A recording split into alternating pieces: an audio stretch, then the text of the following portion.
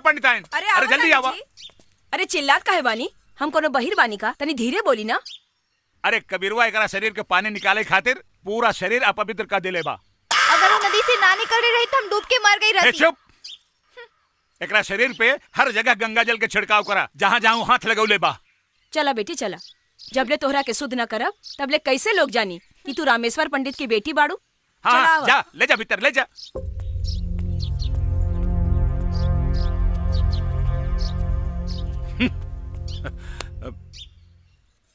कोमल, हमके तू ई बतावा कहाँ कहाँ हाथ लगावले बतो के? आँख में माई। रामेश्वर पंडित के बिटिया पोखरा में नहा रहल बिया। अरे पता ना कहाँ ससुर कहाँ कहाँ हाथ लगौले होई। हाथ पे माई।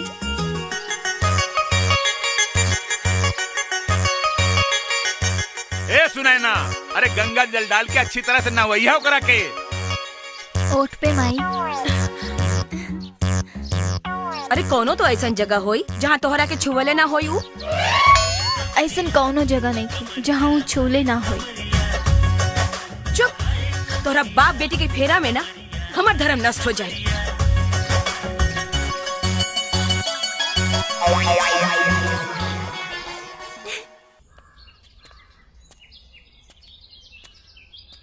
ए मुखिया जी, इस सब मुंह लटका के बैठल बाड़न, कौनो शोक सभा चलता का?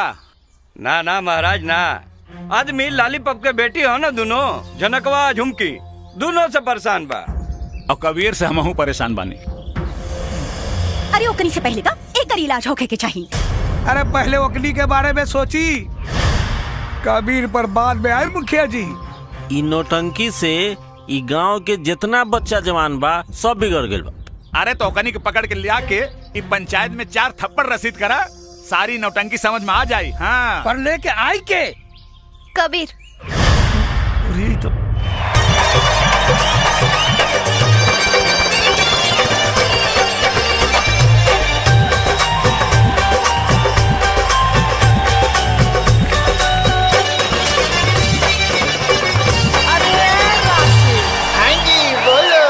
देखो तुम सुनो ना।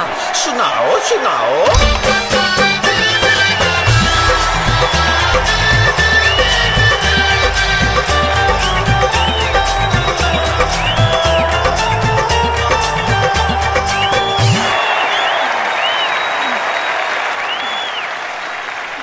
हो गई।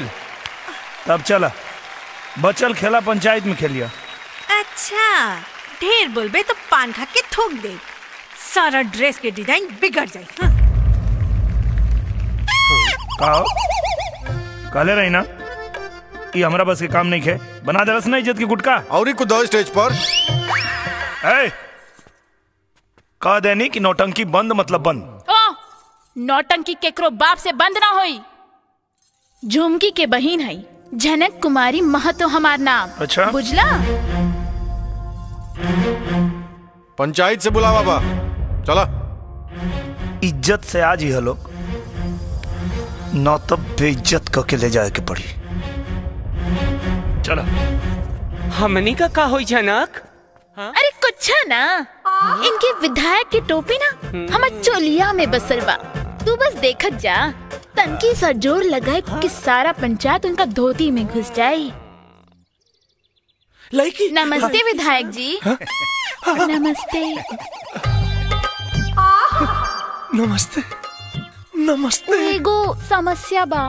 जमाना कितना खराब बा विधायक जी, सुंदर लड़की भी समस्या में फंस जाता रही। का समस्या बता? गुलाबो? गुलाबो ना, झनक नाम बा सरकार। रवा बीच में ना बोली विधायक। बोले दा भाई हुआ का? अरे ना ना ना, दलाल हुए का? चुप तो गला। अरे लड़की है कौनो ना। वो का हो, हम और हमार बहन खुद के सिनेमा बना के दिखावत रहनी है, पर का करी, ये गाँव वाला चाहता रन कि बंद करती। बोलू फिल्म दिखावत रहलू का? ब्लू सिनेमा ना, शुद्ध देसी नौटंकी सरकार। अरे तो गला सर, भाई दलाल के बोल के बीच में ना बोले। समझाओ नहीं सर। भाई साहब रहुआ चुप रही ना, विधायक जी के रोमांटिक मीटिंग चल रहा बा, कह रही हूँ सर।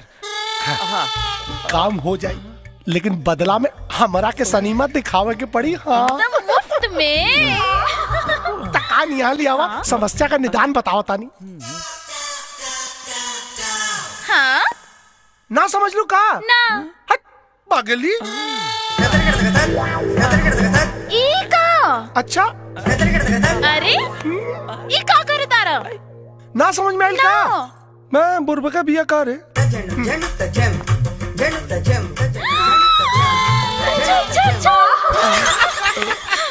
अब बस देखते जा, पूरे पंचायत के ना हवा निकाल दे। सनीमा दिखाओ ना। काम भइला के बाद। अच्छा ठीक बा। ए भाई साहब यहाँ आवा आओ आओ आओ जा। भाई साहब तबले हमरा लगे रही है, काम भइला के बाद इनके लौटा दे। दरोगा जी सर लड़की के साथे जा, जौनो समस्या होके ओकर समाधान करिया। यस सर।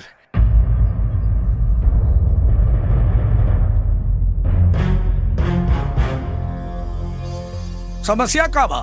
अरे देखत नहीं की का जम्हाई लेत समय हमार हाथ ऊपर चल गई बा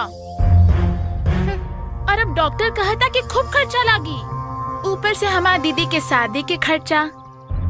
दे दी लोगन नौटंकी बंद। अरे जा दी, देखी ना भगवान खुद ही का नौटंकी बंद करा देलन। अरे अरे ऐसे कैसे? हम ना नाच सका पर हमार दीदिया तो नाच सकतिया ना। अब इलाज और पेट भरे खातिर कुछ तो करे के ही पड़ी। इज्जत बेच के अपन पेट भरबे का? ए इज्जत हमार जाता तो तोनी के काहे फटता? जबान संभाल के बात कर। ये पंचायत है, तोर घर ना।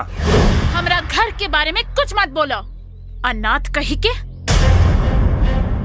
धनक और जोर से बोली। सड़क से उठावल लड़का के बाप ना कहा जाए।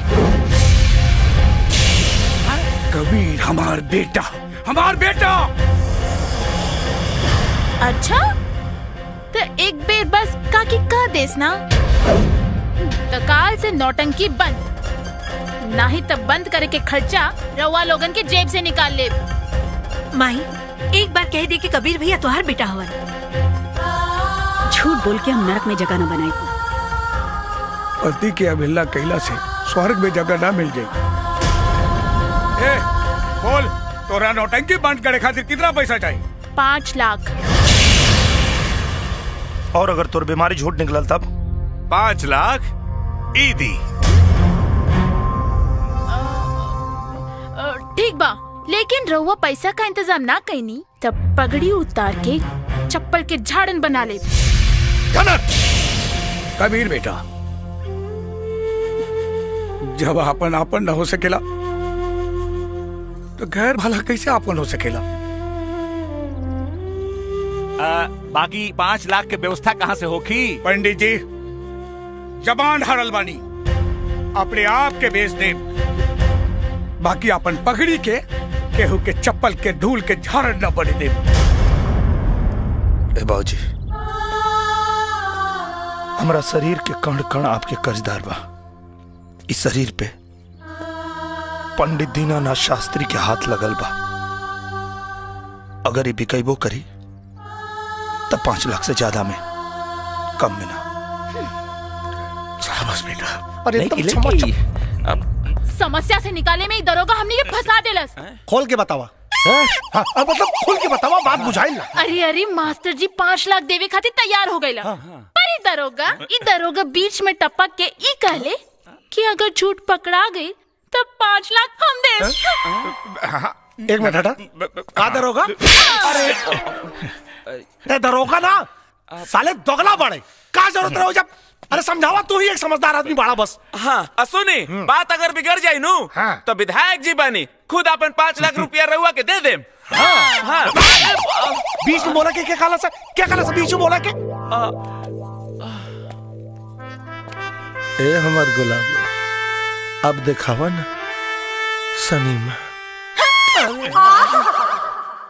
समस्या से निकलने के बाद बुझनी हम अबो कहता नहीं, ये मास्टरवा 5 लाख रुपया दी कहाँ से? मास्टरवा अब अपना बिटिया के बेचे या बेटा के? फूलचंद पाड़े के जाल में तब फंस गए लोग। बा तो ढेर पकड़ पकड़ कर बे। हाँ? चल फोन रख। नमस्ते मुखिया जी, सरपंच जी नमस्ते। ली विधायक जी बैठी। कहा चच्चा का जरूरत है वो नौटंकी वाली के मुंह लगौले के? 5 लाख रुपया कहाँ से देबा? नौटंकी कैले बिया और नौटंकी के कोनो पैसा ना होला। तोहनी के कैसे मालूम कि वो नौटंकी कैले बिया? अरे बीच में मत बोला सन। बैठ जाइए। सॉरी सर, बैठ जाइए सर। चच्चा अगर बीमारियां सही निकल गई तब का करबा? 5 लाख रुपया दिया ही। अगर झूठ निकलल तब? तो 10 लाख रुपया विधायक जी दे दी हैं। सॉरी सॉरी सर, सॉरी। पैसा तोहनी जैसन लालची आदमी के लालच है, और यहाँ बात मान सम्मान के बा। कुछ और बोला? अच्छा कुछ और? हाँ, शास्त्री जी का जूता और हमार सर। विधायक जी अगर बात सही निकलल तब? तो विधायक जी के जूता और शास्त्री जी के सर। हे शास्त्री जी, बेटा अगर जूता कपारे पे रखवा देना हमरा क्या करिए? 5 की जगह 15 लाख दे। हाँ। घर तक संभलता नहीं खे, चलल बाड़े लोग पंचायत संभाले। चला रे सर। आई सर। माई ये का कर देले तू? बड़ा भरोसा बना तोरा बाबूजी के अपना बेटा पर। वह भरोसा के क्रिया अगर हमार बेटा हार गई तो भगवान के दरबार में अकेले से कहता के तोहरा प्रमाण देवे के पड़ी। अगर हमरा सुहाग के पकड़ी दिलन ना तो जहर खा के जान दे दे। हट माई। माई काकी अरे मर्दे, उदासी ना ठीक लागेला तोरा चेहरा पर। कबो कबो कोनो बात दिल में भाला के तरह चुभ जाला यार। ओकरा खातिर एगो रास्ता बा हमरे पास। पंडियो जी के सहमति बा और ऊपर सोचबा तो एकदम सही रास्ता निकल आई। कौन रास्ता? कोमल से ब्याह कर लो। कर तो ले यार, लेकिन हमरा जीवन में औरत के प्यार नहीं के वो जन्मा के दरगाह पे फेंक दिया, कि वो अपना के प्यार न दिया। कोमल से जान से बढ़ के प्यार करी ले, कहीं वो ठुकरा दे तो जीते जी मर जाए यार। कबीर, अगर फिर आगे कबो ऐसे कहला तो एक थप्पड़ मारे, बिना बियाह के पति कहे लगबो। मार।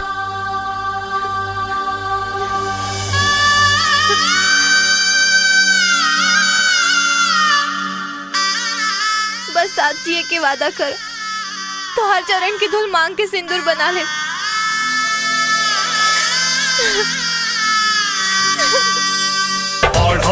के फुलावा हो तू हमार फूल के नवा हो। हम हई पिया जी के पतरी पिरिया।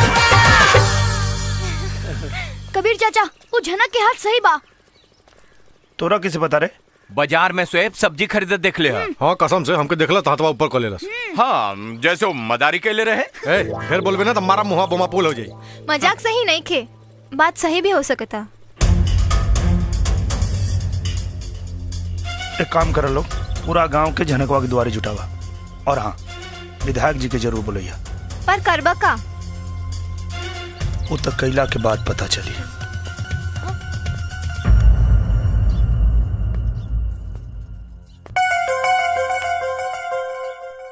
नौटंकी करत तारी। देखो कबीर, पास मत आवा।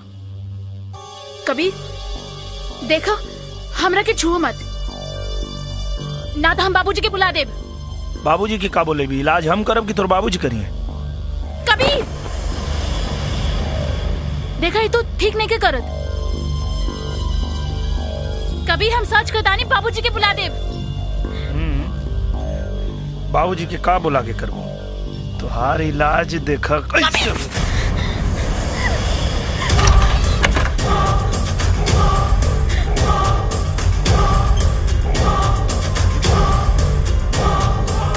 चल बताओ हकीकत का बा।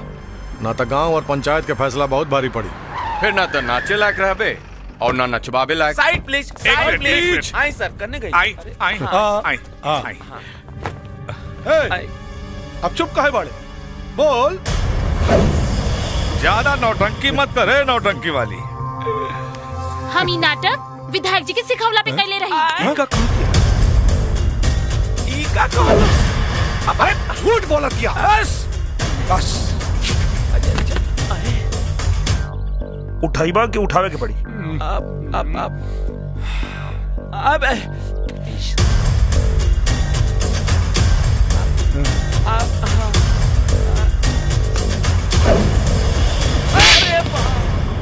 एक बात कान खोल के सुन ले, जवन बूढ़ बाप के जवान बेटा होके ना, ओकरा के कब्बो कमजोर समझे के गलती मत करी है। बाकी 5 लाख के बंदोबस्त कहाँ से करबा लालीपाप महतो? हमरा के माफ कर दी लोगन, हमरा से बहुत बड़का गलती हो गई। अब से मेहनत मजदूरी करब सन, आज से नाच गाना बंद। बड़ बुजुर्ग के पगड़ी के कन्यादान के साड़ी बना ले, पूरा गांव डोली के कहार बने के तैयार हो जाए।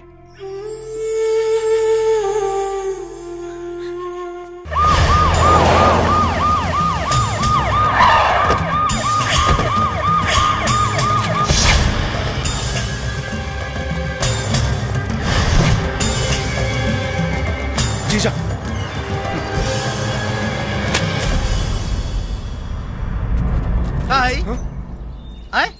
चुनाव खोपड़ी पे नाच रहल बा। अब चुनाव चिन्ह जूता होई का? हम वैसे रहनी मंत्री जी। पलटे के चक्कर में विधायक जी पलटा गई नहीं है। हाँ है जी। है यस सर। अरे साले वहाँ खड़ा होके का बाबा जी का घंटा गाड़त रहला। अरे साला हमके अगर टेंशन में ब्लड प्रेशर हाई हो गइल हो, बवासीर हो। तू साले हमरा के नाम मंत्री जी, कम से कम वर्दी के तरह वाली लिहाज करी। ई लोग के चक्कर में ई दरोगा दोगला बन गया है। ठीक है कहता रहा। आज हमारा समझ में आयल है कि कहावत कितना सही बा। जोरू का भाई एक तरफ और सारी खुदाई एक तरफ। सही कहा तानी जी। आइए, आप यही की कमी थी, सुपारी दे ले। दीदिया चुप रहा। इतना सुघर सार केहू भाग्यशाली के ही मिलेला। उठी ओने जाके बैठी। अच्छा। ई हमार बबुआ खातिर कुर्सी बा, रउआ खातिर तो प्लास्टिक के कुर्सी बा, ताकि बवासीर में तनी कम दर्द होखी। जी देखता रे, राज्य चलाए वाला घर चलावे में कितना असमर्थ बा। अब बुझाई जीजा हमरा के थप्पड़ काहे ना मारना है? इनका के चप्पल खाई पड़ी। ढेर ना यहाँ के हमारे जीजा जी। तुम लोग साले सुधर जाओ। कितनी तकलीफ दोगे तुम लोग, मैं क्या करूं भाई। हेलो, दिमाग का फालूदा निकल जाए। पाकिस्तान से हैदर अली। हेलो जी। हाँ हाँ जी जी। हाँ हैदर अली साहब, वालेकुम प्रणाम। वालेकुम सलाम चौबे जी, कहिए सब खैरियत? जी जनाब, हिंदुस्तान प्रगति कर रहा है। चुनाव नजदीक है। अब अगर जनता की सहानुभूति मिल जाती तो चुनाव तो हम ऐसे ही जीत जाते। सहानुभूति ठीक है, चलिए कर ही देते हैं हंगामा। दिन और तारीख आपका और काम हमारा। अरे जनाब शुक्रिया। तो लीजिए लगे हाथ, दाऊद हसन साहब से बात कर लीजिए। हाँ दीजिए दीजिए। वालेकुम प्रणाम हुजूर। 14 अगस्त का जवाब होगा 20 दिसंबर। हाँ खुदा हाफिज।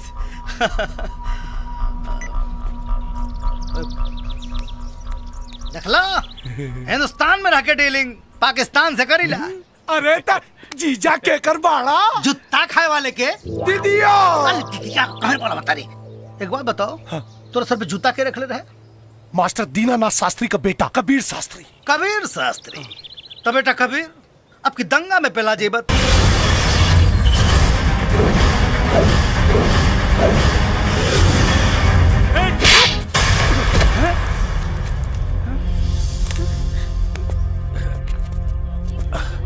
कबीर कहा बात बातें वाली जी?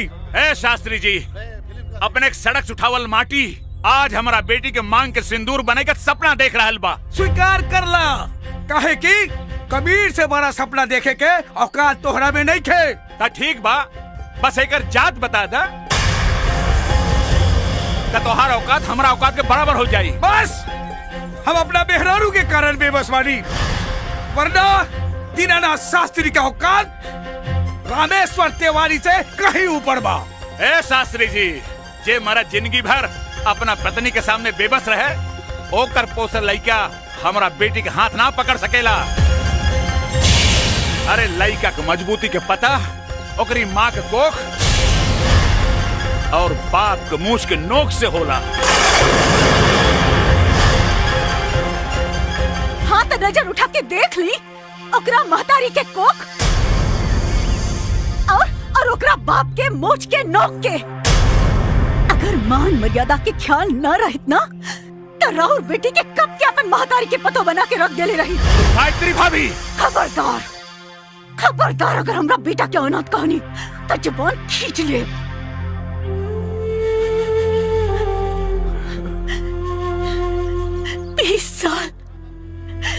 20 साल लग गए हमरा के अपन बेटा पहचाने में। रवा तो 7 जन्म में भी ना पहचान पाई।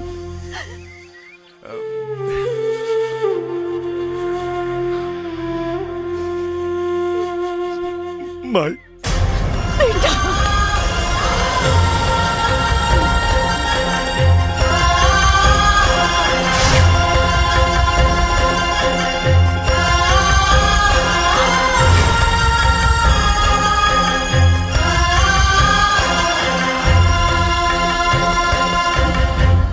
यह एहसान के कर्जदार हमरा और जिंदगी भर है। कहे कि एक बेटा से ओकरा माई के मिलवा देली, जाके अपन बेटी के जीवन संभाले। एगो बाप के वादा बा हमार बेटा रउआ रास्ता में कबो ना आए।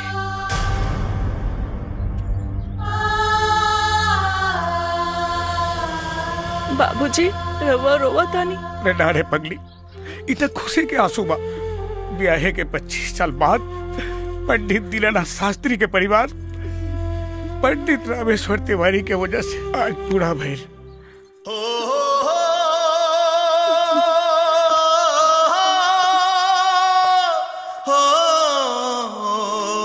कबीर कोमल जा जा, तू भीतर जा। अरे भीतर जा भैया, अब हमने के चलत। हाँ ठीक। प्रणाम। प्रणाम चाचा। पंडित जी का फैसला बदल गई का? हाँ, बदलल फैसला ही बतावे खातिर आइल बनी।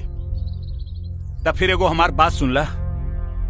हम कोमल के बियाह तय कर देले बानी। एगो पिता से बढ़ के बेटी की क्यों प्यार करिए नहीं कह सकत। हम अनाथ प्यार के मतलब का समझे।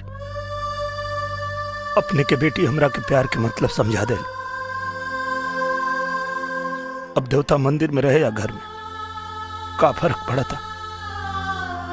वो हमरा के हमरा माई से मिलवा देली। अगर हम उनका के अब उनके पिता से ना मिलवा पाई तब बहुत बड़ गलती हो जाए। कहीं तोहार यकीन तोहरा प्यार के झूठ ना बदल दे। प्यार के दूसर नाम विश्वास होला चाचा, और हमनी के प्यार के बुनियाद तन पे ना मन पे टिकल बा। कसम कोमल और कबीर के प्यार के। अगर हमनी के जज्बात अपने के फैसला के बीच में आए तो हमनी के प्यार प्यार ना पाप होके। कबीर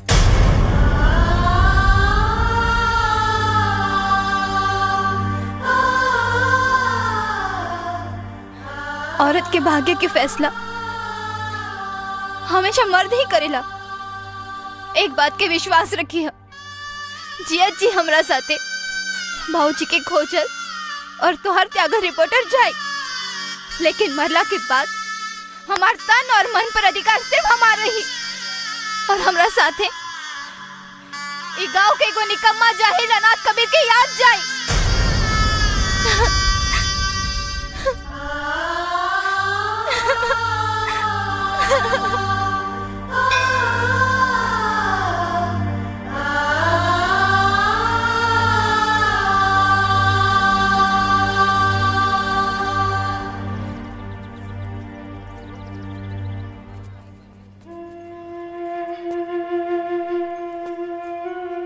एगो एहसान करी हो, सिंदूरदान के समय हमरा सामने मत रही हो, ना तो जिए ते जी मर जाए। नया जीवन के शुरुआत करे जा रहा बड़ो,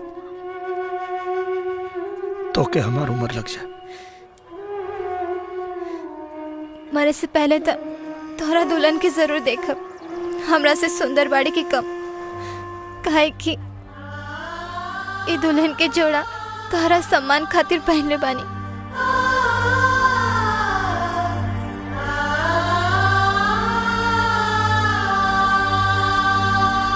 ओम गजाननं भूतगणाधिसेवितं कपित्थजम्बूफलचारुभक्षणं उमासुतं शोकविनाशकारकं नमामि विघ्नेश्वर पाद पंकजं मंगलम। बजरंगी घीव कहाँ बा? मंगलम पुंडरीका। का भेल पंडित जी?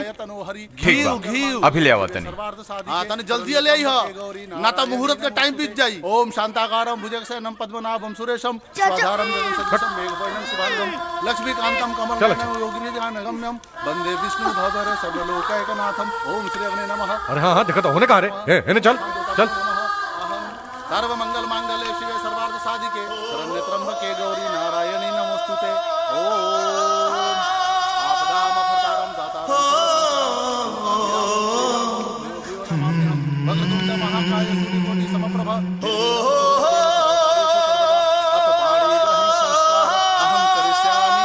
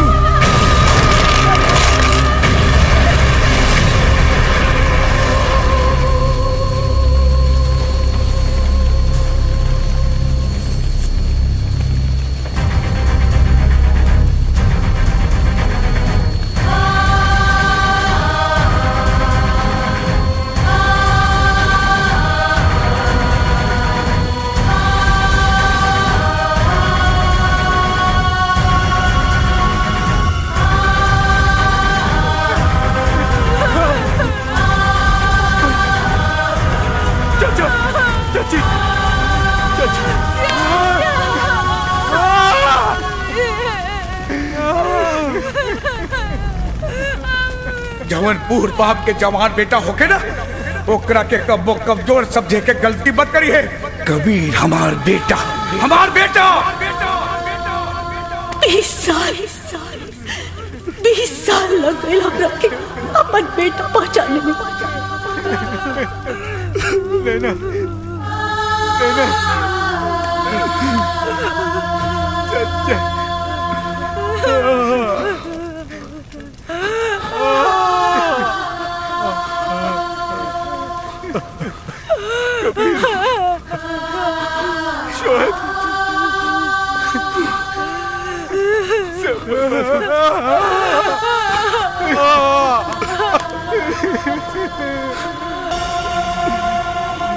आज पटना के सीरियल ब्लास्ट ने पूरे पटना और यहाँ के सिस्टम को दहला कर रख दिया है।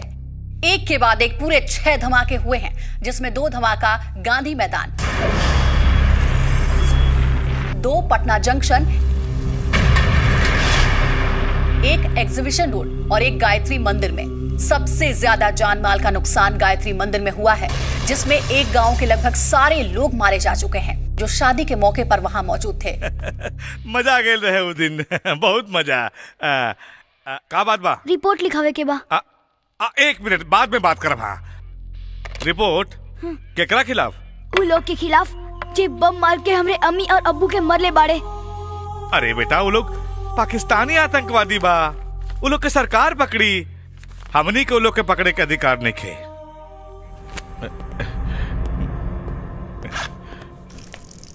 अरे ये क्या करता रे? हाँ?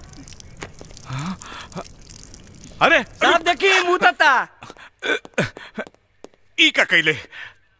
हमार अब्बू कहत रहे जे थाना में थानेदार रह के थानेदारी ना करे उ थाना ना पिसाब खाना होला। साले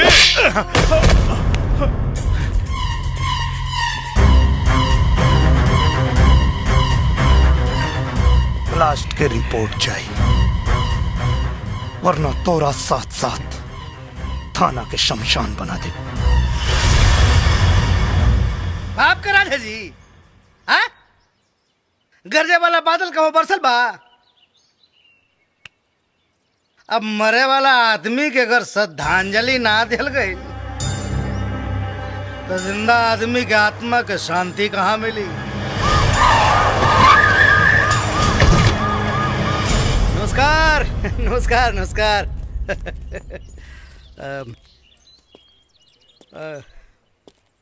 नाराजगी जाहिर बा,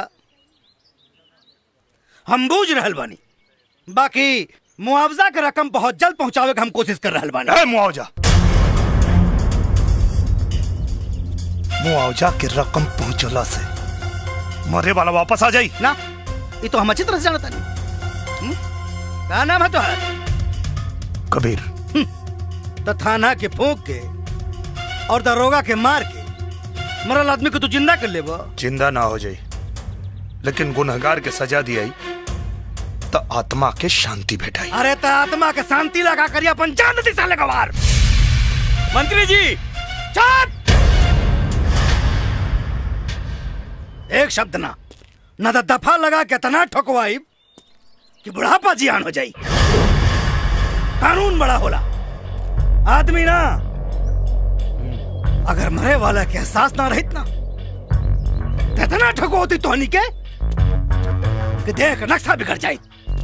पुलिस वाले पे हाथ नहीं बताए, हाथ काट दे। 4 गो वोट का दे देना लोगन, मंत्री मिनिस्टर सांसद विधायक सब तोहनी के जूता के धोला।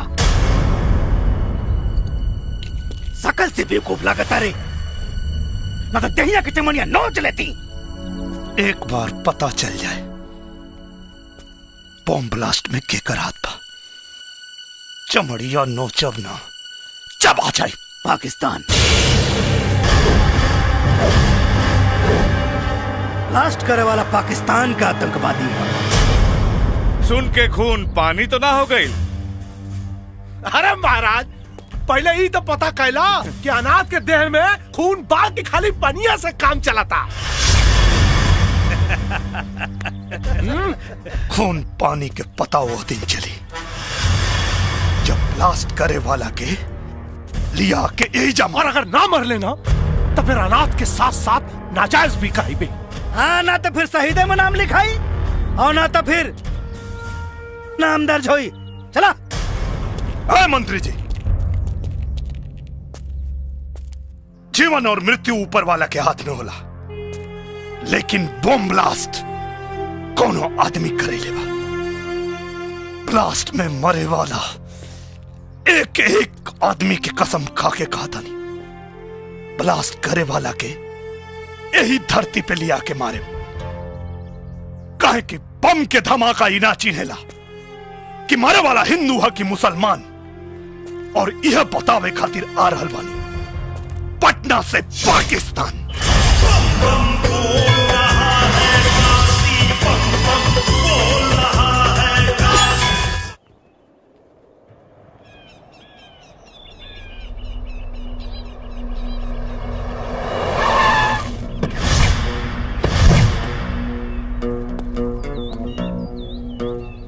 इस बदतमीजी पर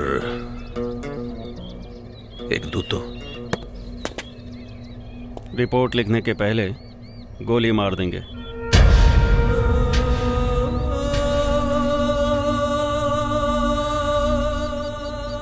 कम वक्त हंसी भी उस वक्त आती है जब हमें किसी पर गुस्सा आता है। गुस्से को दबा के रखिए, गर्मियों का मौसम है, फट जाएगा।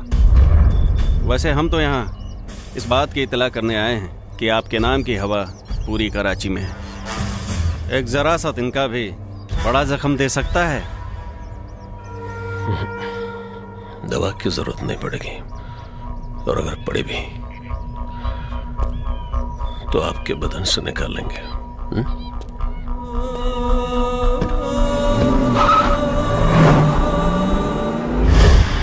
एक सबूत मिल जाए फिर तो ऐसी चोट दूंगा कि उड़ते हुए पत्तों से भी डर लगे।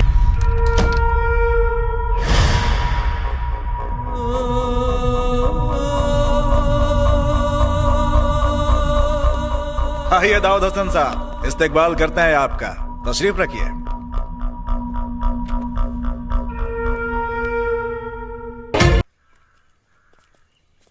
कबीर चाचा, हम चलब तोरा संगे पाकिस्तान।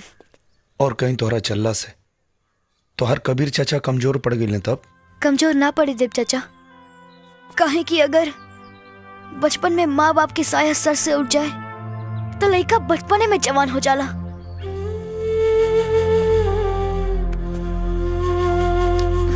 हम कुछ न कहब, बस एक बार हमहू पाकिस्तान देखे के चाहता नहीं। ना साला, यह तो देखे के बाद कि खैरात में दिहल जमीन के माटी के ताकत हमनी के माटी से ज्यादा ताकतवर कैसे हो गई। ठीक बा। मंत्री जी बतौले रानी तोहनी के बारे में, ये पासपोर्ट बनवा के कहवा जाए के बा? पाकिस्तान। अच्छा, वो नौकरी करे खातिर जैसे लोग दुबई वगैरह जाने वैसे ही ना? ना, पाकिस्तान के बम से उड़ावे।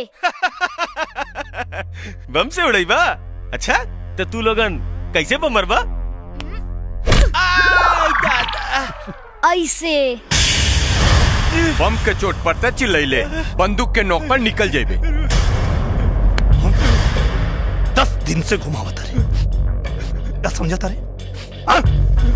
का लगा था तोरा के पासपोर्ट ना बने भी तो हमनी के पाकिस्तान ना जाए के वैसे जाए के जैसे ओकनी क्या बोले सन। हाँ, हमरा पता बा आज के समय में काम गांधीगिरी से ना दादागिरी से होला। चल कपड़ा निकाल। रेप करवा का? खोल, लो निकाल। दूरबीन। ना ना ना ना ना ना ना। हमनी के खिलाफ कार्रवाई कैले तो तोर फोटो टीवी अखबार में इतना छपी कि लोग सलमान खान से ज्यादा तोरा के याद रखे। पाकिस्तान तो हमनी के जाएंगे, और वहां जाए से तोरा मंत्री के बाप भी ना रोक पाई। अब तू सोच, पासपोर्ट बनावे के बा कि ना? साहेब, ये कपड़ा क्या उतरला सर? हमार तो खाली कपड़ा उतरला सा, पाकिस्तान के तो चड्डियों उतार ली। बिना वीजा पासपोर्ट के चले के? अरे यार, बिना वीजा पासपोर्ट के जाइबा तो हमनी में और ओकरी में अंतर का रही? कबीर, अरे जनक, एगो बात कहे के चाहता नहीं का? शायद वो बात के वजह से वो एहसान के बदला चुका सकी जौन एक नौटंकी वाली के सही रास्ता पे लिया दिलस। बतावा। देखा, 20 तारीख के मंत्री जी के जन्मदिन बा। हम मंत्री जी और विधायक जी के खूब निम्मन से जानतानी। अगर वो लोग पकड़ा गए ना तो पाकिस्तान का अमेरिका पहुंचा दी लोग। वो कैसे?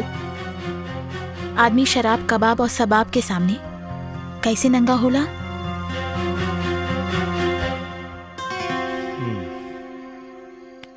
ठीक बा, पहले ही जोखिम हम और शोएब उठावे के।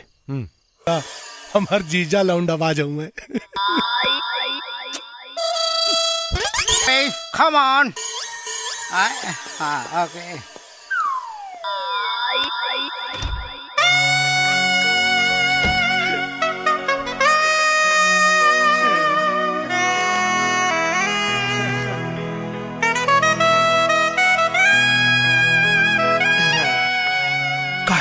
हमनी हो तो हर बलात्कार करेगा पैक बाड़ू की उद्घाटन हो चुकल बा।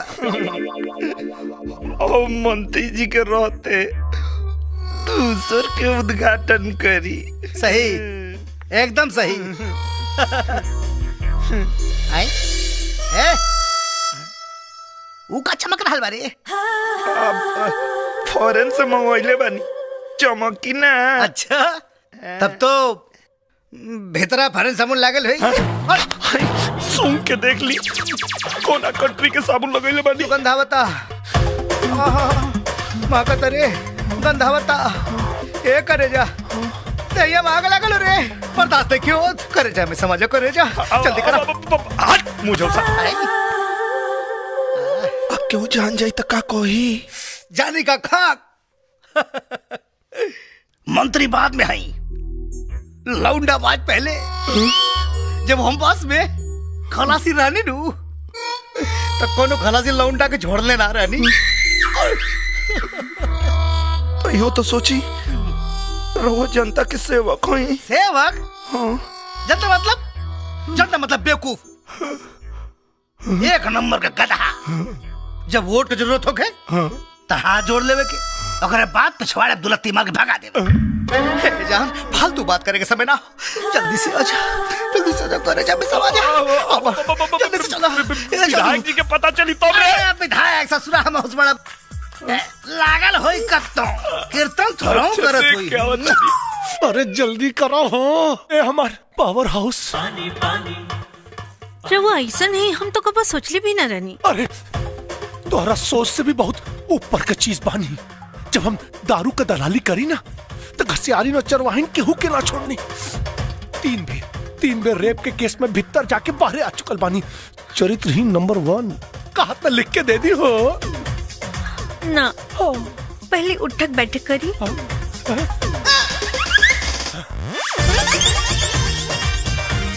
बास की औरी थोड़ा और। अच्छा पहले ही से दहिया गरमाइल रहल है, उठा बैठे कई और गरमा गई नहीं एक बेर। अरे इतना काम जनता खातिर कैले होती तो आज विधायक से मंत्री ना बन जाती। मंत्री बनले में वो मजा नहीं खे जवन तोरा के पकड़ने में बा। जनता की रउआ के बारे में मालूम पड़ी तो का सोची? सोचेगी जनता अगर इतना होशियार रही तो हमारे जैसा के विधायक नानू बनाई लोग। बातचीत छोड़ा, अब बर्दाश्त नहीं क्यों, जल्दी से आजा, आजा ना।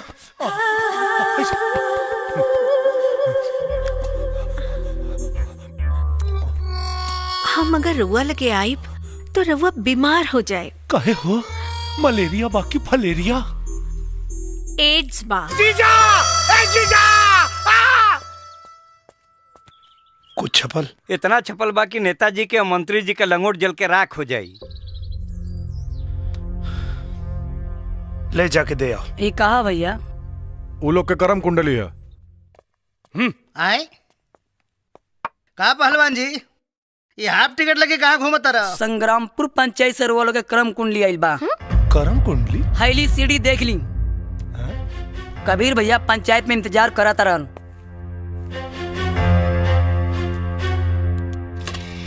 लगा जल्दी से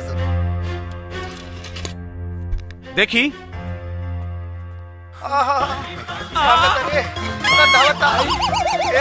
जीजा मतलब बेवकूफ, एक नंबर का गधा। जब वोट की जरूरत है जीजा, अरे तू तो नेता से अभिनेता बन गई। अरे साले जान बंद कर, पर 5 तलाक हो जाए। पकड़ने में मालूम पड़ी तो का सोची? अरे साले बात कर अगर इतना होशियार रही। अरे साले माई के पेटवा में कैसे रले साले?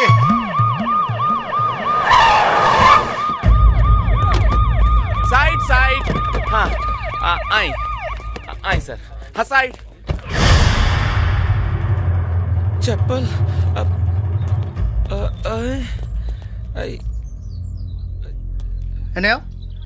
ये सब कहा रे? जीजा जी पब्लिक का मिजाज ठीक नहीं खिलागत, चुपचाप निकल चले। जूता चप्पल से डरा गए। जिंदगी भर विधायक रहबा सारे कभी मंत्री ना बन पाइबा। जियो शेर। जीजा जी हम रहुआ के प्रधानमंत्री बनल देखल चाहता नहीं, और रहुआ आगे बढ़ी। हाँ जाए। चुपचाप आगे बढ़ो, जाके बात करा से। का भाई कबीर, कहा नौटंकी होता है सब है? यही जगह बतीबा के अंदर चल के बताई। भीतर ठीक रही। चला आवा। अब भीतर कहाँ लेके जाता है? हाँ विधायक के सामने बैठल बाड़े।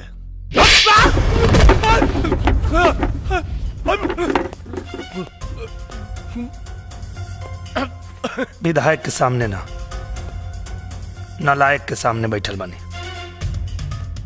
वो सबूत के साथ। समझ में आई? हाँ? अब सब समझ में आ गई। अब सही आदमी भैया सही काम नु करी। हाँ? सही सोच ले होगा। जीजा जी के बेच रहा पानी। अब भैया जवन काम मंत्री जी कर सकन और मैं विधायक के काव का काम हो जाए भैया, पक्का। हाँ, आ गई। अभिलम्मा के कड़ुआ तेल ढेर फैलत रहना। कुल है गड़ी 2 मिनट में निकाल जानी है। वो आवाज कैसन आइल है? रजिस्टर गिरला के? अच्छा रजिस्टर। समस्या बड़ बाओ। हम ठहरनी विधायक, रहुआ मंत्री, 2 मिनट में सुलझा दे। जाए। ओके डोंट वरी।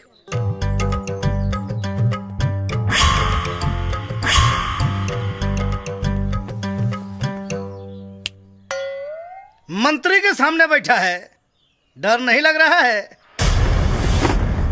कुत्ता कटला के इंजेक्शन बाजार में मिलेला। कुत्ता किसको बोला है जी? तोरा के। शेर बोल, शेर। तुम्हारा लिहाज कर रहे हैं? नहीं तो नटाई में दोनों उंगली डाल के ऐसे उल्टा लटका देते।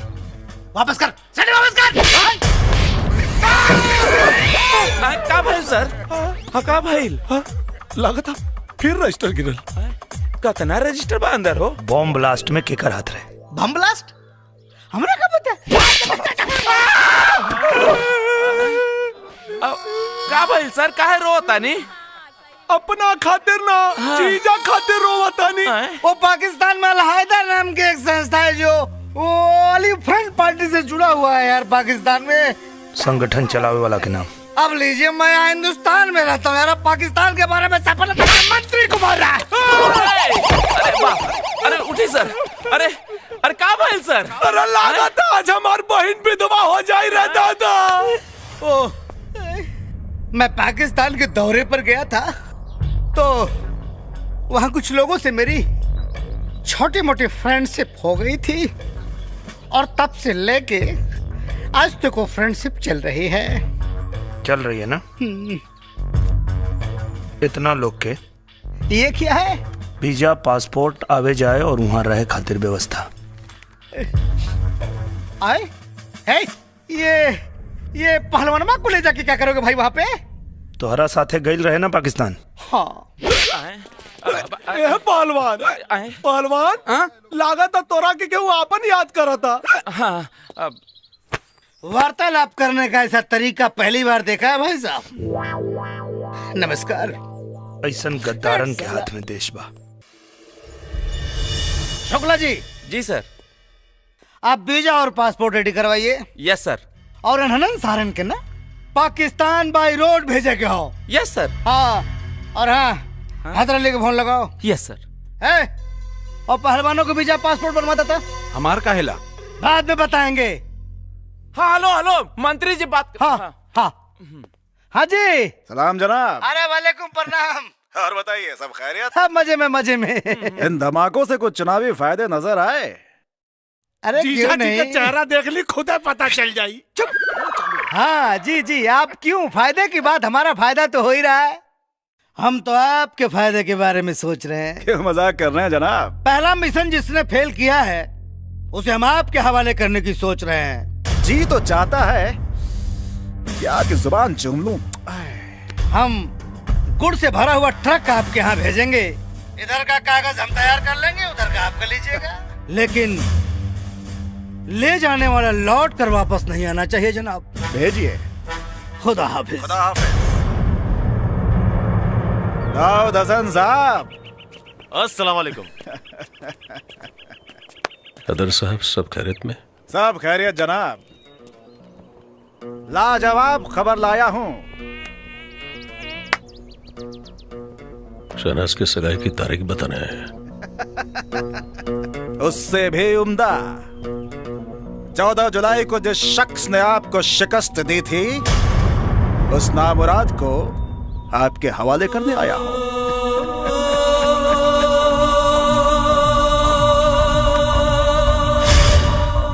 खुदा की कसम हैदर साहब,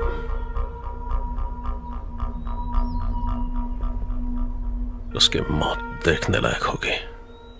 शुक्ला सर, सारे कागजात, पासपोर्ट, वीजा और पाकिस्तानी करेंसीज कबीर को हैंडओवर करो। सर हैला ई बा वीजा के कागजात, हई रहल पासपोर्ट, हई रहल कैश। आएगा जरूर, लेकिन वापस नहीं जाएगा। पाकिस्तान के दामन को जो दाग लगा है कि पाकिस्तान आतंकवादियों को हिंदुस्तान भेजता है, वो दाग हमेशा के लिए मिटाऊंगा।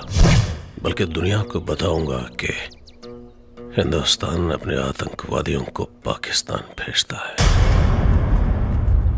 का आई सब हो? एकरा में देसी कट्टा, देसी बम यूपी, बिहार, झारखंड के हर जिला से आयल बा और जाके पाकिस्तान के तू लोग दिखा दो। ये हथियार पाकिस्तान के अमेरिका से खरीदे के पड़ी कि ये हमरा हर गांव गांव में बनेला। हिंदुस्तान के तो बातें छोड़ा, खाली यूपी बिहार चढ़ गई लूटा, दुनिया के नक्शा में पाकिस्तान हमेशा ला खत्म। सब हथियार पे गुड़ चढ़ा हुआ।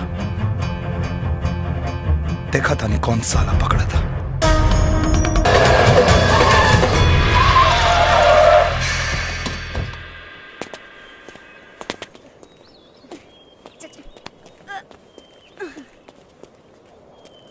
तुम सब में कबीर कौन है?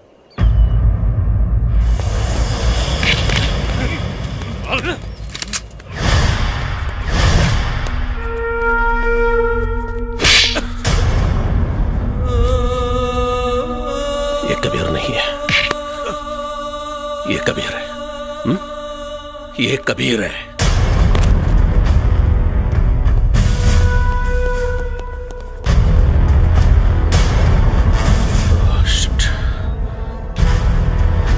जाओ उस कुत्ते को पकड़ो।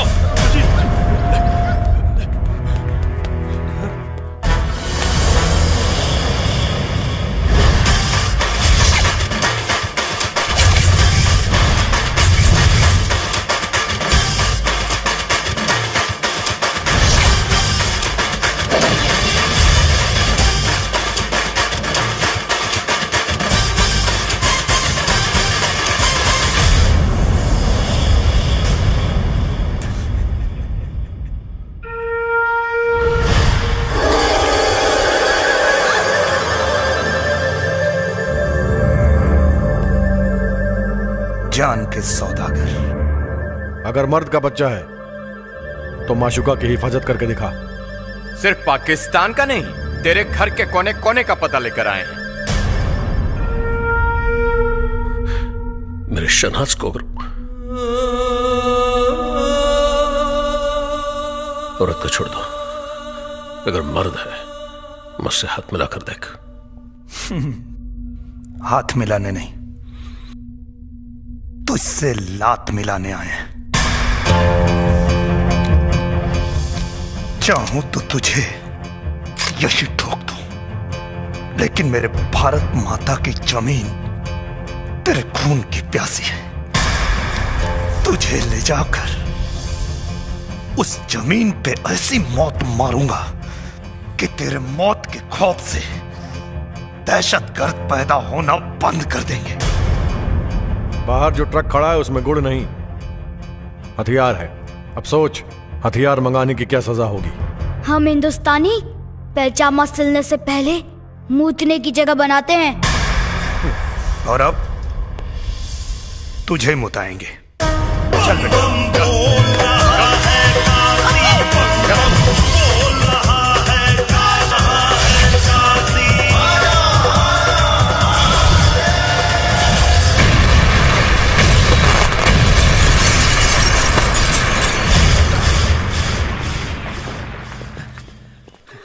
अबे फोन उठा मच्छर जात। चले। हमारी शहनाज को कुछ नहीं होना चाहिए। अरे बेगम साहिबा, आप बेफिक्र रहिए, शहनाज को कुछ नहीं होगा। हम उसके अब्बू है ना, कुछ नहीं होगा उसे। हम आपकी सियासत पर अपनी बेटी की कुर्बानी नहीं देंगे। सर, पाकिस्तान से phone sir. Hello, I am Choubey from Hindustan. अबे चौबे फ्रॉम हिंदुस्तान, तुमने ट्रक में हथियार भेज दिया? अरे हम तो यहाँ से गुड़ ही भेजे थे। अब पाकिस्तान की धरती में वो गुड़ अगर हथियार बन गया तो मैं क्या कर सकता हूँ? तुम्हें तो दौड़ा दौड़ा के मारूंगा। पिछवाड़े में बम नहीं बांध दिया तो नाम बदल दे। धमकी नहीं। धमकी? हेलो, हमारे यहाँ 10 मरता है तो एक मुखिया पैदा होता है। हमारे यहाँ 100 मुखिया मरता है तो एक विधायक पैदा होता है। और अब आप खुद सोचिए कि कितने मादर डॉट डॉट मरे होंगे तब मैं एक मंत्री पैदा हुआ हूँ। सबको दौड़ा दौड़ा के ये लुधियाना से लेकर लाहौर तक नहीं भगाया ना, तो मेरा नाम भी हैदर अली नहीं। इस रूट की सभी लाइनें व्यस्त हैं। कृपया जब तक मामला सॉल्व ना हो जाए तब तक फोन ना करें। टीटी पूपा पू टिन टिन टिटों। का भाई ले जीजा, कौनो प्रॉब्लम बा का? हाँ, पाकिस्तान के पिछवाड़ा फाट गई हो, तू सीए जाइबा।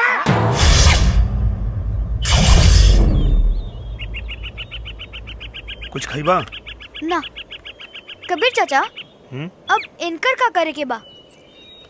तोरा से बियाह करावे के बा। हमरा के पागल बुझले बाड़ा? इनकर चुम्मा लेवे खातिर हमरा के सीढ़ी लगावे के पड़ी।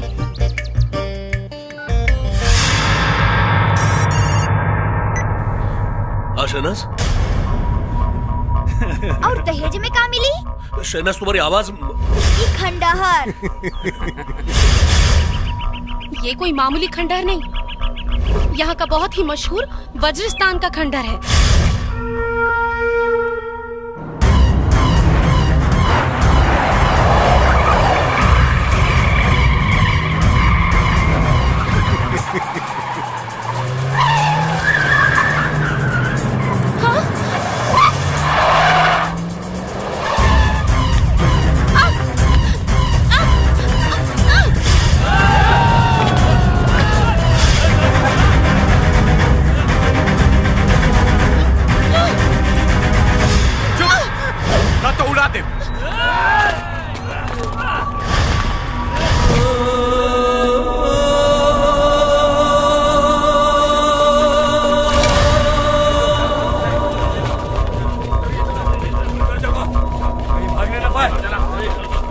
हमरा लागत है सबका राम नाम सत्य ऐजे हुई।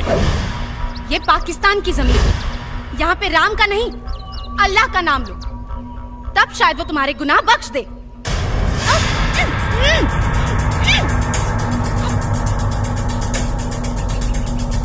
शोएब, बिना बॉल के सिक्सर मारे के पड़ी। इंशाल्लाह।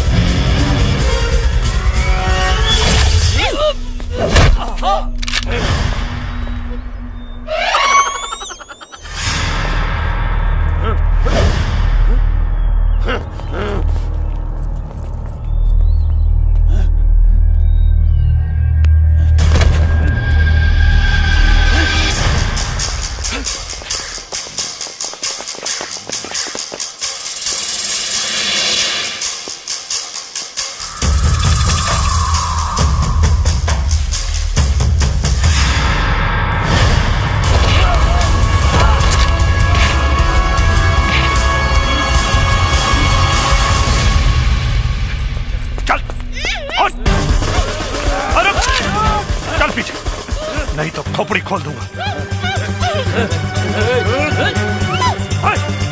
चल पीछे चल।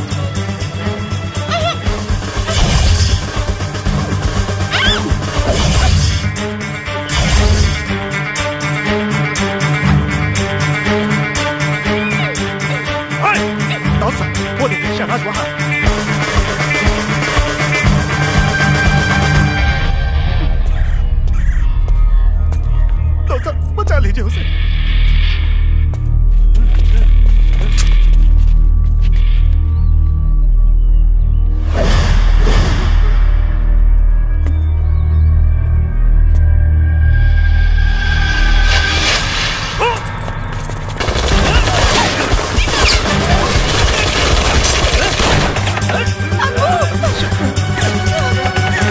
मेरा बच्चा।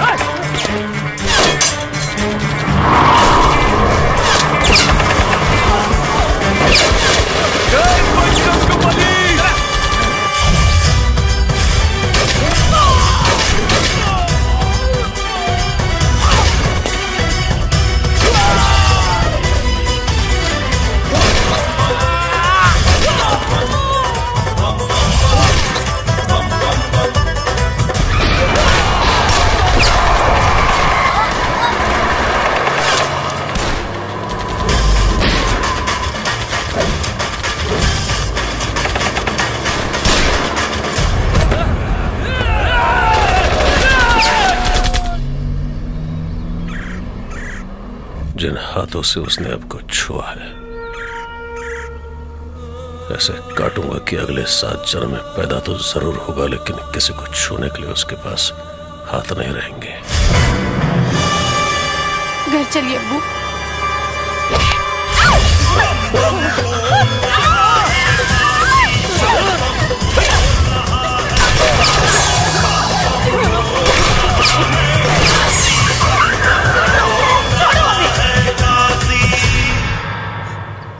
ऊपर वाला भी उसी का साथ देता है जो रमजान में राम और दिवाली में अली को देखता है।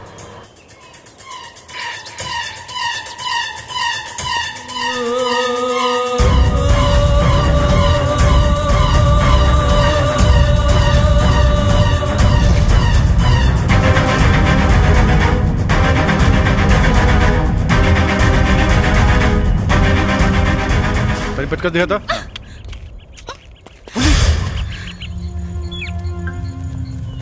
पुलिस बा, पुलिस। इनकी माँ का हमनी की पुलिस से कुछ लेवे देवे के नहीं के। हमनी के टारगेट के होर बा। चलो यहाँ से, चला। चलो तू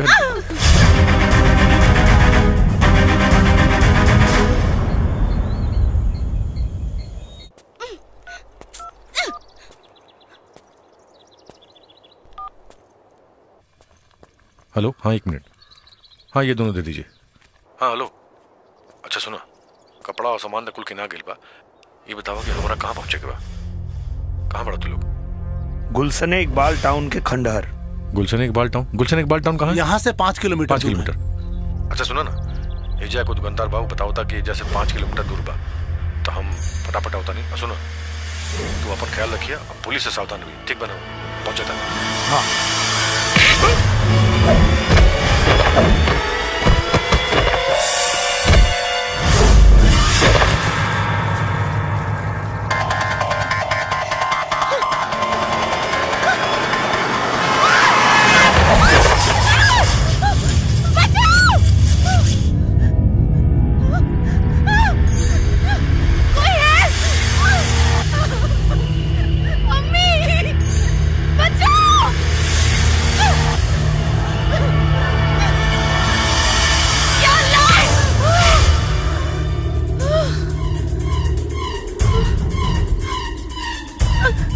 छोड़ दूं अभी? नहीं।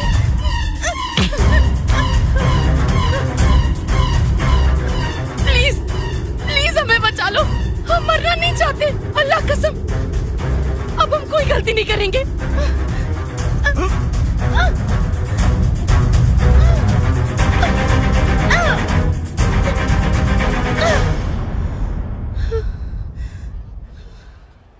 अब समझ में आया जिंदगी और मौत के बीच में क्या फर्क है?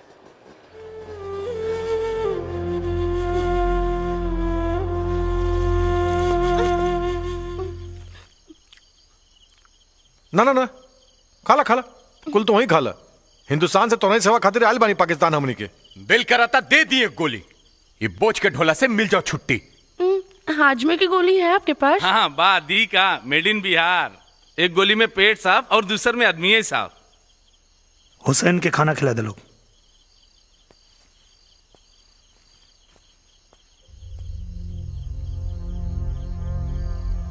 कबीर,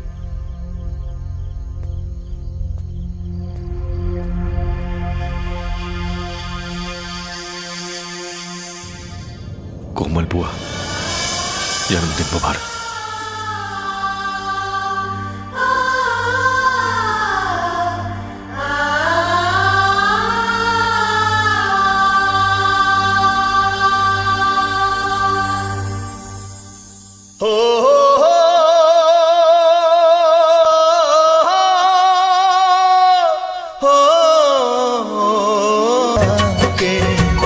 रात भर जगइहा जइहा के।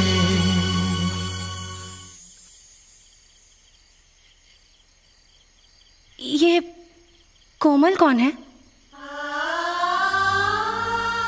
गाना गाकर रोने का क्या मतलब है? मतलब ही तो जीवन का मकसद बन गया।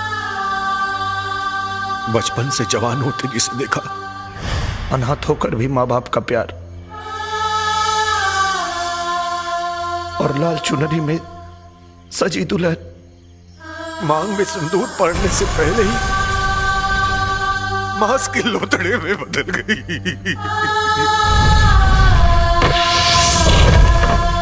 उसी का नाम था कोमल। लेकिन ये सब किसने किया? आपके अब्बू हैदर अली ने और आपके मंगेतर दाऊद हसन ने। नहीं नहीं, ये झूठ है। एक मिनट, आपके कहने से झूठ नहीं हो जाएगा। कागज में लिखे हुए सबूत दस्तावेजों की तरह होते हैं जो सच कहते हैं, झूठ बयां नहीं करते।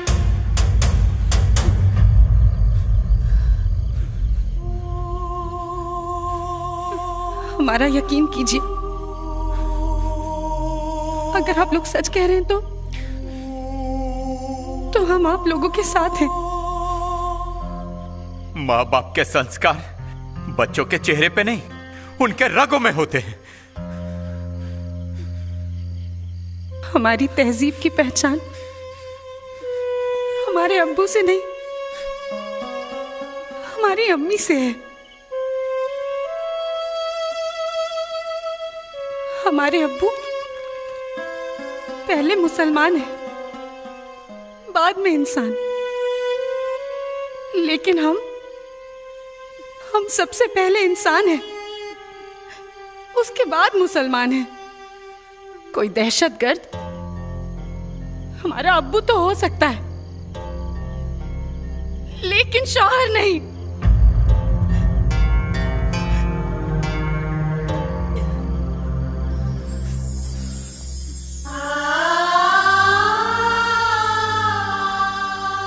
हमारे यहां औरत को देवी का दर्जा दिया जाता है।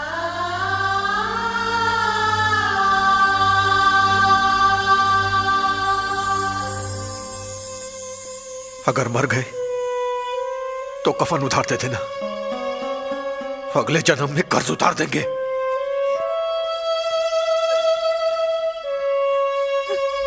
हमारा फैसला बदल गया तो अब उस दिन बदलना जिस दिन हैदर अली और दाऊद हसन से मजबूत हाथों में मिल जाए।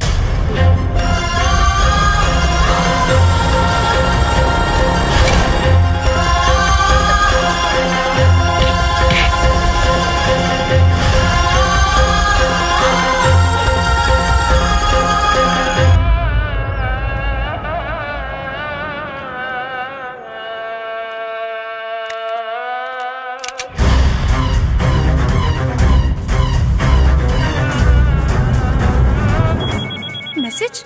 हाँ, वो लोग को हमारी लोकेशन के बारे में पता चल चुका है, वो कभी भी यहाँ पहुँच सकते हैं। बजरंगी, हाँ शोएब के लेके आवा, अगला लोकेशन फोन पे बताओ। चल ठीक बा।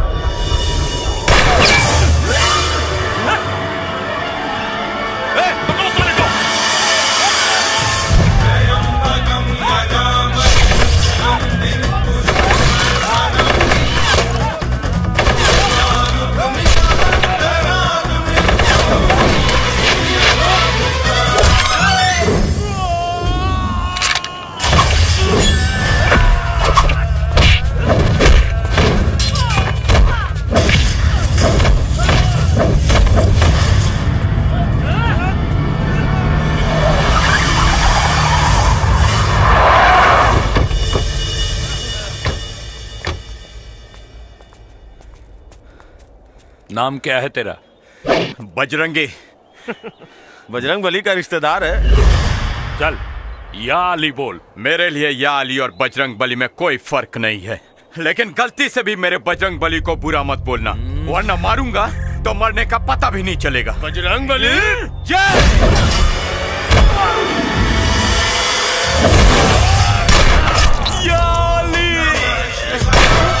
जय बजरंग बली।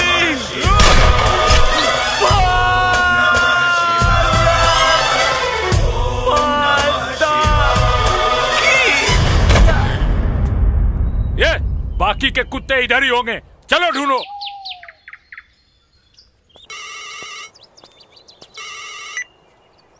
हाँ शोएब। हाँ हम बस पहुंचे। हेलो शोएब। हेलो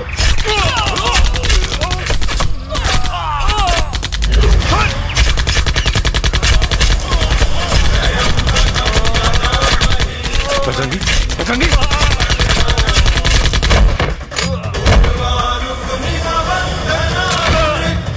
बजरंगी बजरंगी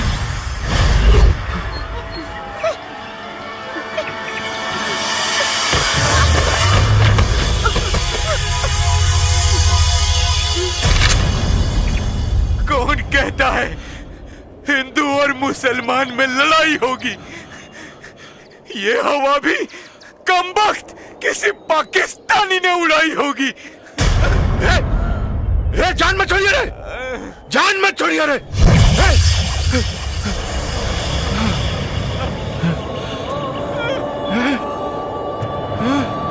हे बजरंगी,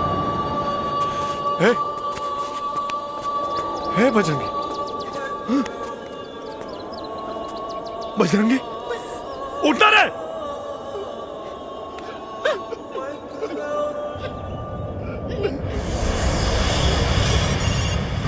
कल पाकिस्तानी अखबार पढ़ लेना, पढ़ने के बाद आंख और दिल दोनों अपनी जगह बदल देंगे।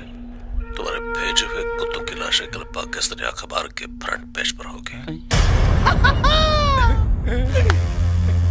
साले साहब चल के गांव वालों के बता देवे ये क्रांतिकारी के क्रांति खत्म। फॉलो मी सर। आइए आइए सर। हाँ हाँ सर। हाँ कहा मुखिया और सरपंच और गांव वाला सारा लोग सुन ला, कल अखबार का फ्रंट पेज पढ़ लिया सब। हिंदुस्तान से आए हुए आतंकवादी पाकिस्तान की जमीन पर ढेर। नाम कबीर दीनानाथ शास्त्री, शोएब खान, हुसैन खान, बजरंगी पंडित। यस। अब फटाफट सीढ़ी वापस कर दे लोग, कहाँ से मसीहा टाटा फेस लोड़ा की गए। हे मंत्री, ई हिंदुस्तान के माटी है, माटी कम बारूद ज्यादा होला। ये जब फटी ना तब पाकिस्तान के नामो निशान मिटा दे। ज्यादा बोलेगा साले। साले मसीहा मरेला ना, मर क्या वाला बुझे रे मंत्री। बंद है साला लोग के।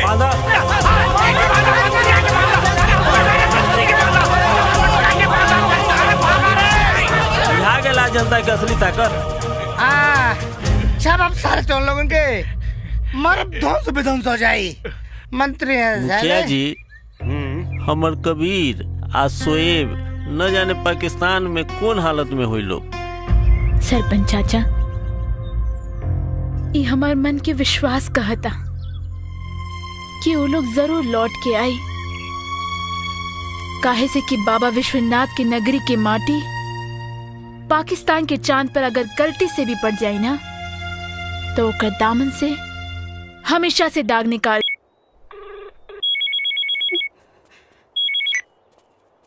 हेलो, उस कुत्ते को फोन दो, अपनी सांस पकड़ के रखना। खबर सुनने के बाद जान जिगर से बाहर ना आ जाए। सर पे कफन बांध के चलने वाले जान की नहीं सम्मान की फिक्र करते हैं।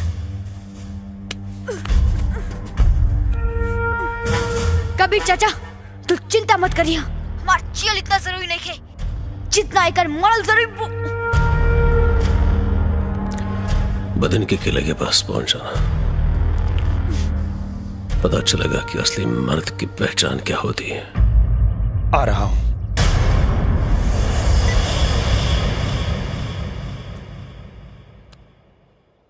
क्षमा तो नहीं मांगूंगा, क्योंकि प्यार और जंग में सब कुछ जायज होता है। शायद आप न होती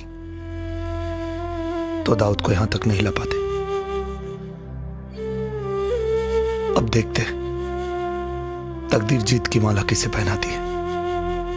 आपने इतना साथ दिया, बहुत शुक्रिया। आप जा सकते हैं।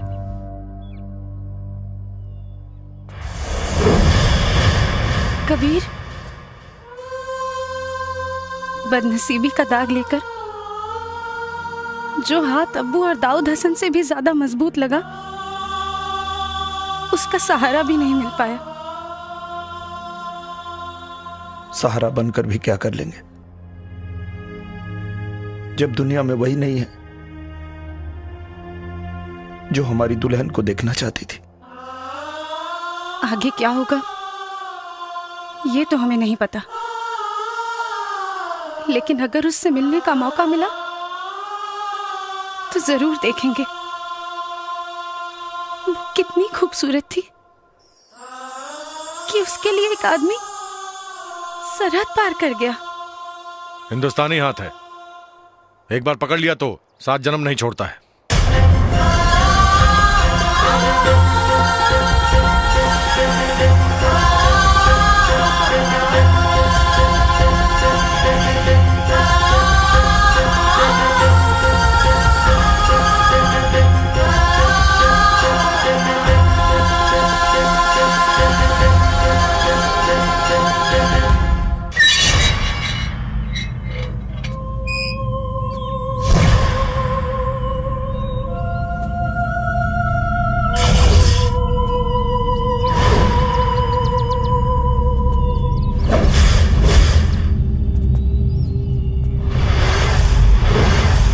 औरत को मोहरा बनाकर मर्द होने का फक्र करता है।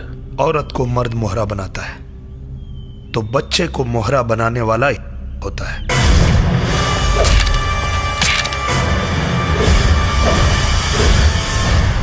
ठहरिए हसन साहब, मौत के सौदागर कभी किसी मुल्क की सियासत के बादशाह नहीं बन सकते। शहनाज! अल्लाह के वास्ते कुछ मत कहिए अब्बू। आपकी असलियत जानने के बाद हमारा भ्रम टूट चुका है कि हमारे अब्बू एक नेक इंसान है। आप तो एक दहशतगर्द हैं। ये ज़बान तेरी नहीं, इस काफिर की है। शहनाज, इसके बदन का खून आपके पैर का महावर बनेगा। फिर लगा दीजिए आप अपनी पूरी ताकत इन्हें मारने में, और हम अपनी पूरी ताकत लगाएंगे इनकी जान बचाने में। मुराद लड़के,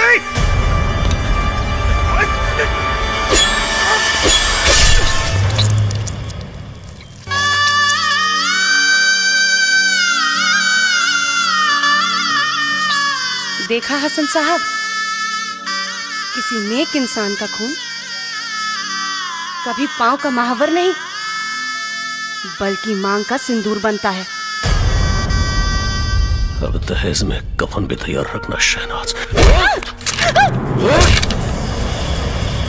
दहेज में कफन नहीं दाऊद हसन, पूरा पाकिस्तान लेके जाऊंगा।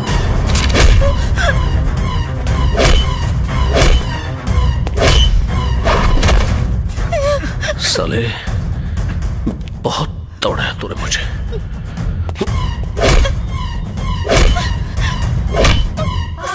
मार दाऊद हसन, और मार। इतने में थक गया तू, अभी तो तुझे और भगाऊंगा। तेरे घर से निकलकर 150 किलोमीटर लाया, अब तेरे मौत की सीमा रेखा 13 किलोमीटर बची है दाऊद हसन। जितना मार सकता। रुक जाओ दाऊद हसन,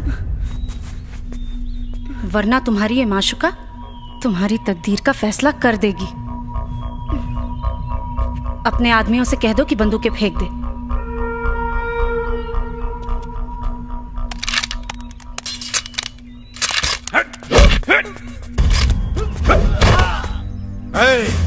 दाऊद हसन, इसने तेरी माशूका को उठा के दुल्हन बना लिया। सोच तुझे क्या बनाएगा। और तू हैदर अली, ऊपर वाले का शुक्रिया अदा कर, क्योंकि तूने तो अपनी बेटी के लिए चुना था, लेकिन बेटी ने मर्द चुना है। शहनाज की शादी का लड्डू अगर पाकिस्तान नहीं भेजा तो मैं अपने हिंदुस्तान का बेटा नहीं।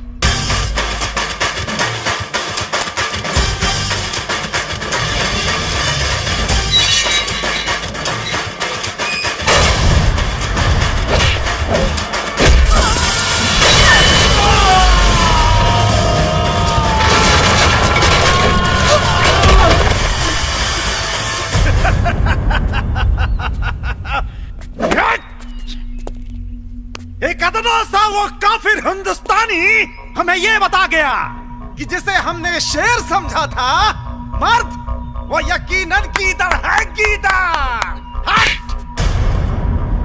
गीदड़।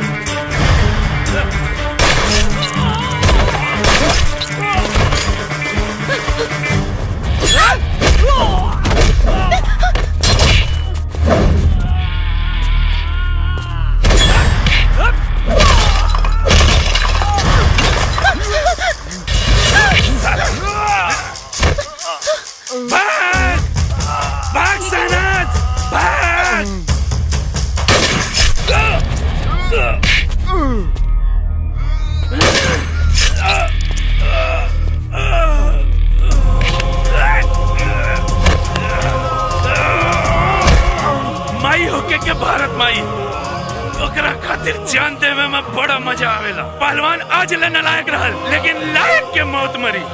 वो अकेले ना, दुगो के लेके।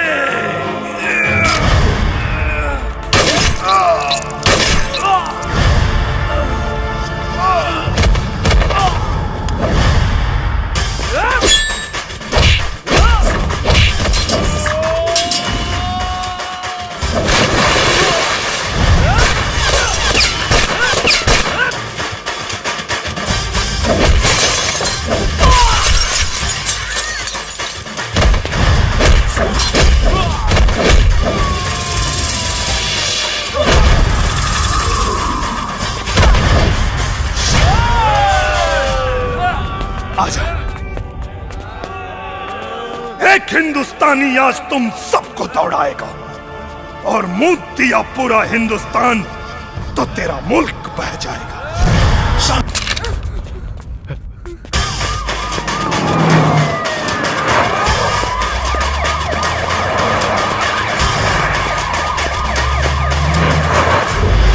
मियां, हिंदुस्तान को मेरा एक पैगाम दे देना।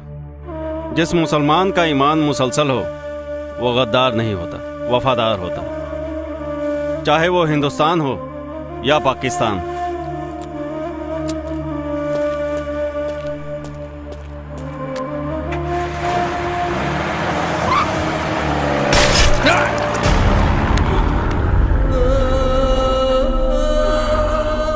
कुत्ता साला, मुझे मालूम था वतन के साथ तू गद्दारी करेगा।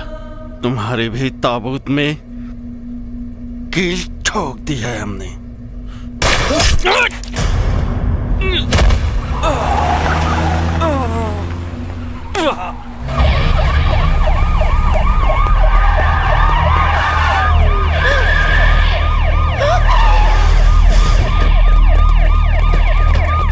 फायर कोई नहीं करेगा, हमें इस काफिर को जिंदा पकड़ना है।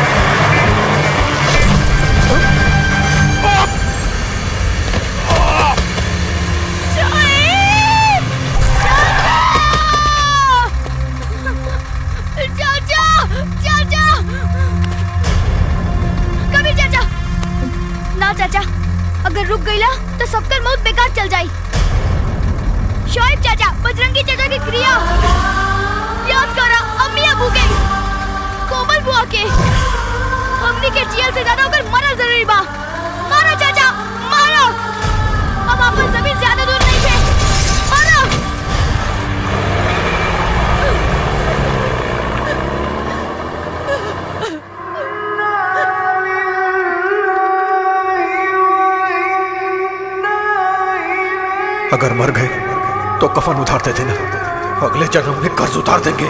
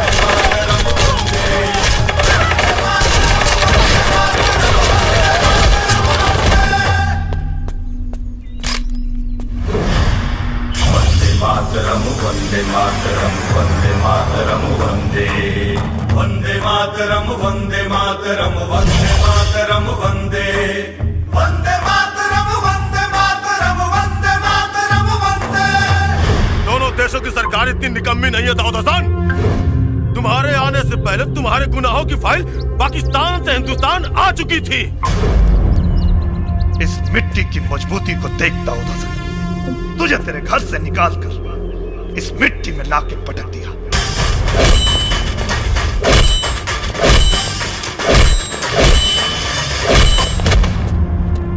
इन कदमों को देख दाऊद हसन, तुझे पता चलेगा कि बेटे की जगह हमेशा बाप के पैरों में होती है।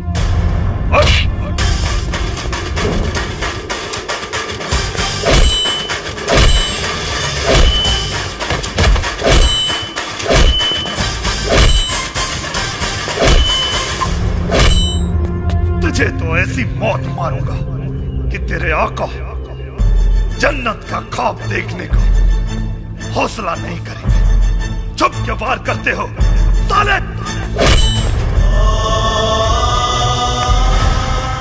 जब बर्दाश्त कहे कि अब बर्दाश्त नहीं होता तो कोई हिंदुस्तानी कभी किसी से परास्त नहीं होता।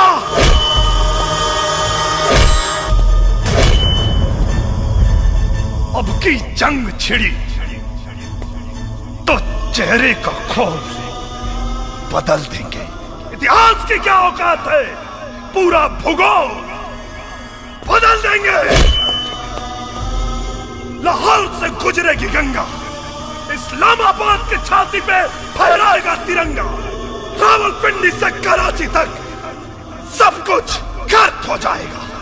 सदियों सदियों तक तेरे जैसा शैतान नहीं होगा। कश्मीर तो होगा लेकिन पाकिस्तान नहीं होगा।